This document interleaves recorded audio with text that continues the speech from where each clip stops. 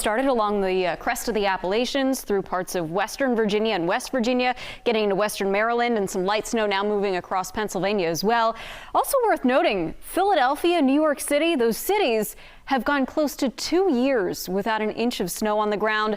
That streak may continue for Philadelphia, but New York City may pick up an inch or two with this system. But the bigger accumulations north and west of the I-95 corridor, at least through the mid-Atlantic, up to 6 to 10 inches of snow into the Poconos, 6 to 10 as well along some of the higher peaks of the Catskills and the Adirondacks in New York State, and 6 to 10 inches into parts of New England. We've got our own snow to talk about here as well. Some rain for the valley and the lower foothills. We're also talking about some lower snow levels down to about 2,500 feet as the system comes through. For now, it's dry. Got a lot of clouds outside, but here's the system coming in. Not a ton of moisture with it because it is coming from the north, but it's the angle that it's coming in that's going to set it up really well to produce some heavy snow late this morning through late this afternoon into the Sierra. At pass level, expecting 12 to 16 inches of snow, and a lot of that is going to come in a span of about 4 to 6 hours. So it's going to pile up quickly. It is going to be windy in the high Sierra as well. Again, that snow level dropping to about 2,500 feet with accumulations possible for communities around 3,000 feet. That would include places like Camino, which could see a couple of inches of snow later this afternoon.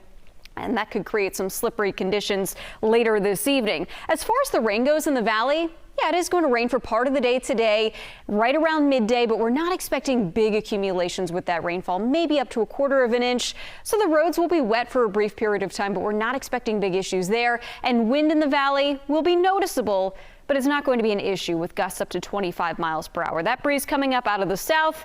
Let's take you hour by hour here. We've got the clouds that'll be with us through the 9 o'clock hour. We're still dry. There may be a couple of showers picking up around Sacramento at noon, but this is really when we start to focus on the snow. It'll be snowing heavily from I-80 down through Highway 50 as well, especially up above 5,000 feet through the early part of the afternoon. You can see that snow level starting to creep farther down the west slope of the Sierra. Right around 1, that's where we'll be in our steadiest rainfall around Sacramento, but even then, it's not expected to be all that heavy. So we'll see a couple of hours of valley rainfall, but let's focus in on where that snow level could drop to between about 1 and 3 o'clock this afternoon. Grass Valley kind of right on the fringe, not expecting much accumulation here, but there may be some wet snowflakes mixing in with some of that rainfall. Same deal in Arnold, but as you head eastbound on Highway 4 up 88 as well, that's where you're going to run into some issues with that accumulating snowfall. Notice by 3, 4 o'clock, the valley's completely dry. We may have a few showers hanging on in the lower foothills, and at this point, the heaviest of the Sierra snow is starting to taper off as well. But we want to emphasize that even as the snow backs off, chain controls are likely through the rest of Saturday, possibly into early Sunday morning as well. For the valley Sunday morning, we'll see some fog, especially on the east side of the valley.